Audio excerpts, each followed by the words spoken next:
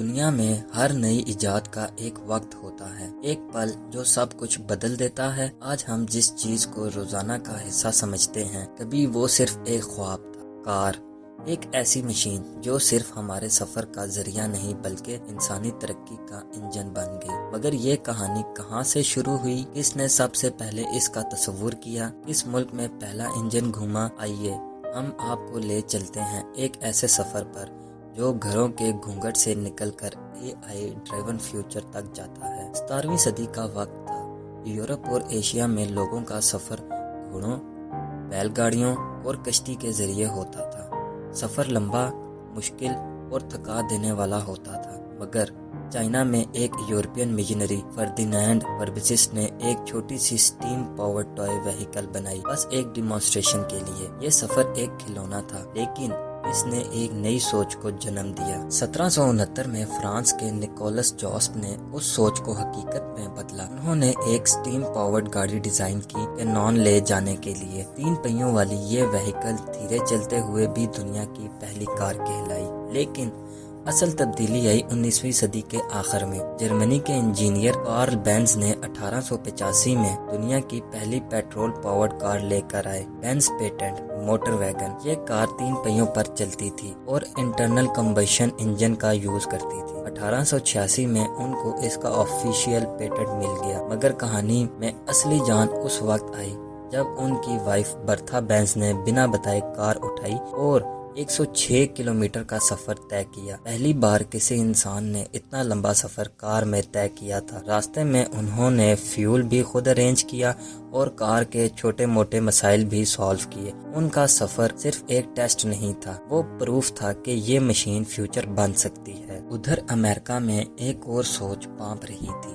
Henry Ford, ایک business mind اور engineer, یہ سمجھ چکا تھا کہ اگر کار صرف امیروں کے لیے ہوگی تو وہ کبھی ریولوشن نہیں بنے گی۔ اس لیے 1908 میں اس نے ماڈل ٹی انٹروڈیوس کی، ایک سمپل، افورڈیبل کار جو عام انسان بھی خرید سکے۔ مگر اصلی کمال اس نے 1913 میں دکھایا، جب اس نے دنیا کا پہلا moving assembly line system introduce کیا۔ جہاں ایک کار بنانے میں پہلے 12 گھنٹے لگتے تھے، اب صرف 1.5 گھنٹے میں کار ریڈی ہو جاتی تھی۔ امریکہ میں کار ہر گھر کا حصہ بن گئی۔ فورڈ نے کار کو صرف مشین نہیں، ایک آئیڈینٹی بنا دیا۔ یورپ میں اس انوویشن کا اثر زوروں سے محسوس ہوا۔ جرمنی نے مرسیڈیز بینز، BMW اور والکس ویگن جیسی برانڈز کے ذریعے انجینئرنگ ایکسیلنس کا جادو دکھایا۔ ہر انجن میں ایک کہانی تھی، پاور، پریسیژن اور پرفیکشن کی۔ اٹلی نے اس کہانی میں رومانس ڈالا۔ فراری، لیمبورگینی اور فیاٹ جیسے برانڈز نے سپیڈ اور ڈیزائن کا ایسا سنگم پیش کیا جو دیکھنے والوں کا دل جیت لے۔ برٹین نے ایلیگنس اور لگژری کا رنگ بھرا۔ رولز رائلز نے سائلنس کو اتنا کلاسی بنایا کہ انجن کی آواز سنائی نہیں دیتی تھی۔ جیگوار نے پرفارمنس اور سٹائل کو بیلنس کیا۔ فرانس میں پیگوٹ اور رینالٹ جیسے برانڈز نے اکنامیکل اور ریلائبل کارز انٹروڈیوس کی، جن کا فوکس مڈل کلاس پر تھا۔ پھر آئی ایشیا کی باری۔ جاپان نے 1960 کے بعد ورلڈ سٹیج پر انٹری لی اور چھا گیا۔ ٹویوٹا، ہونڈا اور نسان نے دنیا کو فیول ایفیشینٹ، افورڈیبل اور ڈیوریبل کارز دیے۔ ٹویوٹا کرولا تو دنیا کی سب سے زیادہ بکنے والی کار بن گئی، تقریباً 50 ملین سے بھی زیادہ یونٹس۔ ہونڈا نے موٹر سائیکل سے شروعات کی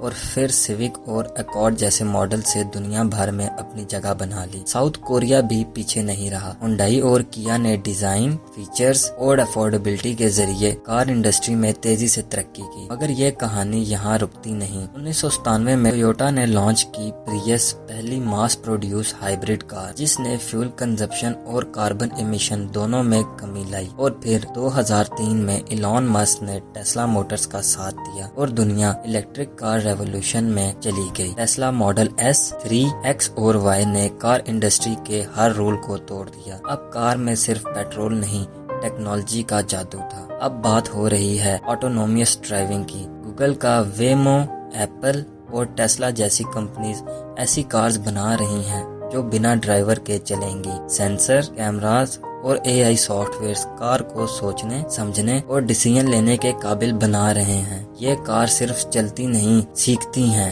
اس پوری کہانی میں کئی ایسے لوگ ہیں جو اس جرنی کے ہیرو بنے۔ Karl Benz, Bertha Benz, Henry Ford, Ferrari, Porsche, Toyota, Honda, Elon Musk. Cars نے صرف سفر آسان نہیں کیا، یہ کلچر کا حصہ بن گئی۔ امریکہ میں کار فریڈم کا سمبل بنی، جرمنی میں انجینئرنگ کا فخر، جاپان میں ایفیشنسی کا نشان۔ کارز نے نئی انڈسٹریز کریٹ کی، taxi services, trucking, delivery, ride sharing. ہر روڈ، ہر ہائی وے، ہر شہر کار کے بغیر ادھورا لگتا تھا۔ اور اب جب ہم 21ویں صدی کے نئے موڑ پر کھڑے ہیں تو ہم فلائنگ کارز، سمارٹ روڈز اور زیرو امیشن فیوچر کی طرف بڑھ رہے ہیں۔ کار ایک سفر کا ذریعہ تھی، لیکن اب یہ وقت ایک سمارٹ کمپینین بن گئی ہے۔ تو یہ تھی کہانی کار کی، ایک ایسی کہانی جو گھوڑوں سے شروع ہوئی اور اب AI تک پہنچ گئی۔ جہاں پہلے کار ایک لگژری تھی، آج وہ ضرورت ہے۔ جہاں پہلے انجن چلاتا، اب سافٹ ویئر کنٹرول کرتا ہے۔ یہ کہانی ابھی ختم نہیں ہوئی، کیونکہ